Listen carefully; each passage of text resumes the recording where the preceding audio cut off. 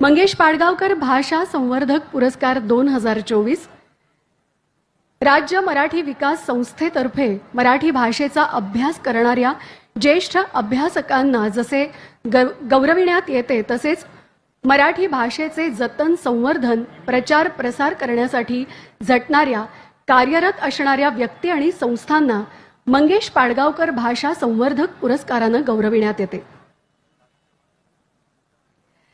सन 2024 सालच्या या पुरस्कारांसाठी श्रीमती भीमाबाई संपत जोंधळे यांची निवड करण्यात आलेली आहे। या पुरस्काराचं स्वरूप आहे ₹2 लाख रोख, मानचिन्ह आणि मानपत्र। त्यांच्या वाङ्मयीन कारकिर्दीचा थोडक्यात आढावा घे। मान्यवरांना विनंती आहे आपण हा पुरस्कार प्रदान करावा।